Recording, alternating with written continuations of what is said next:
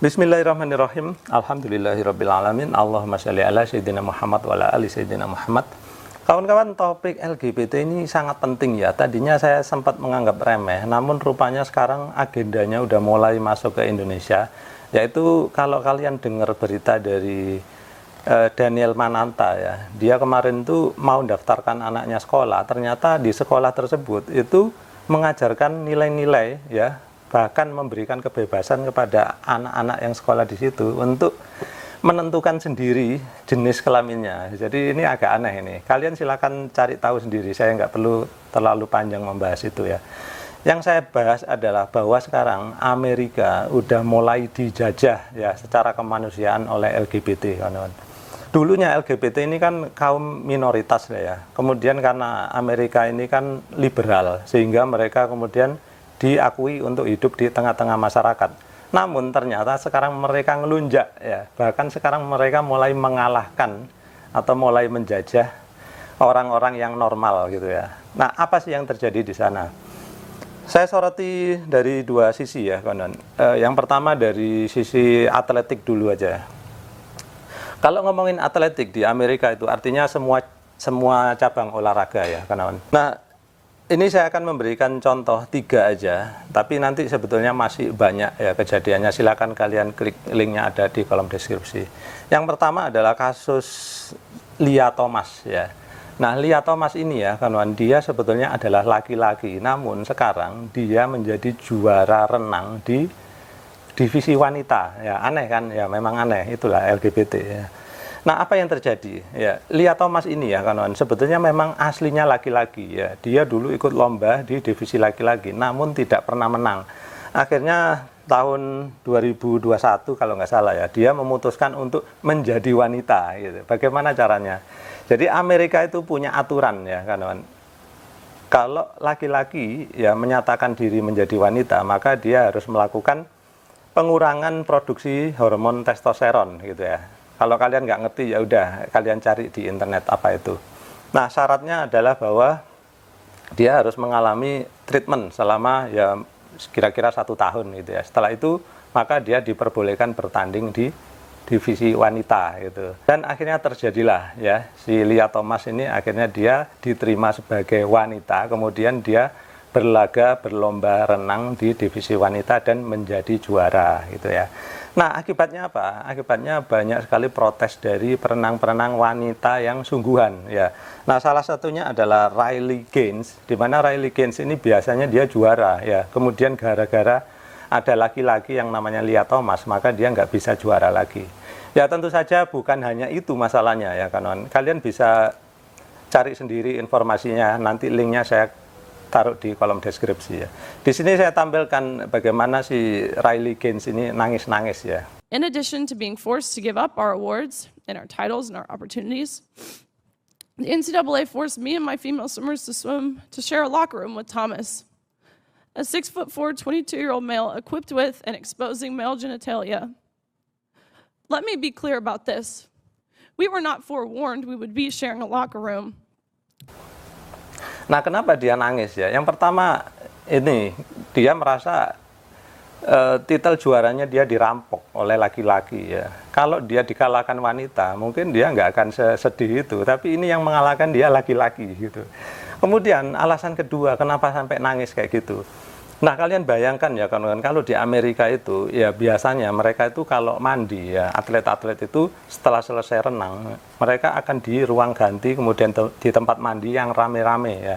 Yang mana mereka ya tentu saja lepas baju semua. Nah, si Riley Gaines ini nangisnya kenapa? Ya, ketika dia lagi buka baju, lagi mandi, tiba-tiba di sebelahnya ada yang bergelantungan punyanya si Lia Thomas itu, maka nangislah dia gitu.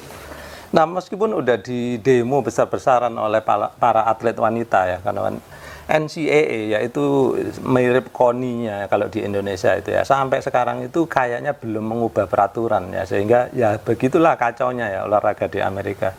Dan itu nggak cuma satu ya, kawan. Ini saya kasih contoh satu lagi, ini ada juara bersepeda ya. Ini namanya adalah Austin Phillips ya. Nah, kalian bisa lihat nih gambarnya. Sama ceritanya kurang lebih kayak gitu. Dia tadinya laki-laki, nggak pernah menang di divisi laki-laki. kemudian memutuskan menjadi wanita ya, akhirnya dia menjadi juara di divisi wanita padahal dia laki-laki gitu. Nah, kemudian ada satu lagi yang kejadian agak lucu ya, kan terjadi di Kanada. Di Kanada ini ada tadinya ya, kan ada kejuaraan bench press ya. Bench press itu kayak angkat berat tapi orangnya tidur di bangku terus ngangkat kayak gini ya.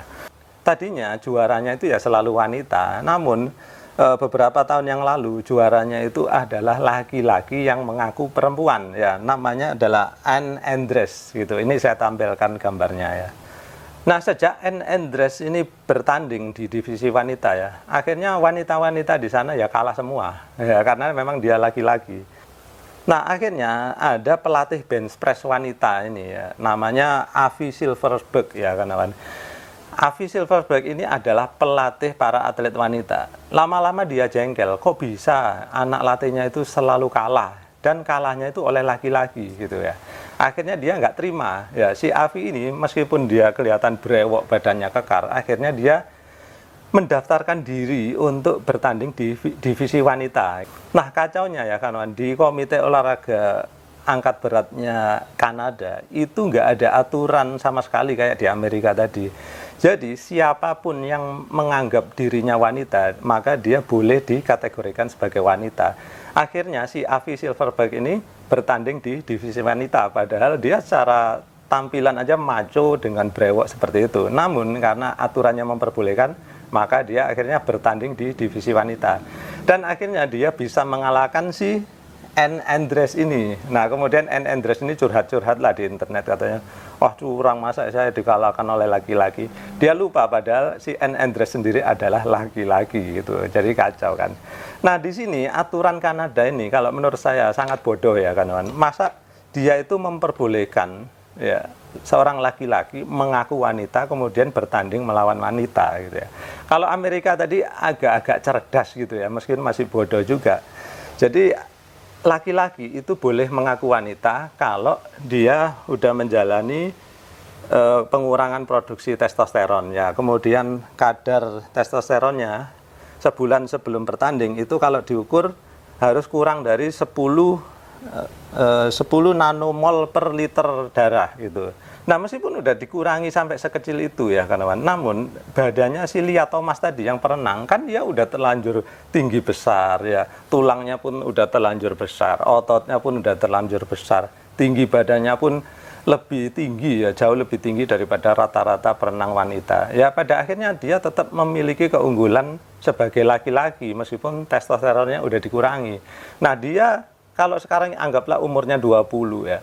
Dia dari lahir sampai umur 20 kan dia produksi testosteronnya udah jauh melebihi para wanita, sehingga tetap saja tidak adil ya kalau dia diperbolehkan untuk bertanding melawan para wanita. Namun ya sedikit lebih cerdas dibandingkan yang Kanada tadi, karena Kanada nggak memakai aturan apapun, hanya cukup ngaku wanita maka dia boleh ikut di divisi wanita. Nah, itu tadi di bidang olahraga ya kawan-kawan. Kalau di bidang pendidikan ini juga parah ya. Jadi di Amerika itu ada protes dari para orang tua. Kenapa? Ya, ternyata di buku TK, di buku SD ya, anak-anak ini udah diberi bacaan tentang LGBT ya. Salah satu bukunya itu nanti saya tampilkan aja gambarnya di layar ya kawan. Nah, di buku ini itu berisi tentang 4 orang anak dengan gender ya, dengan jenis kelamin yang berbeda.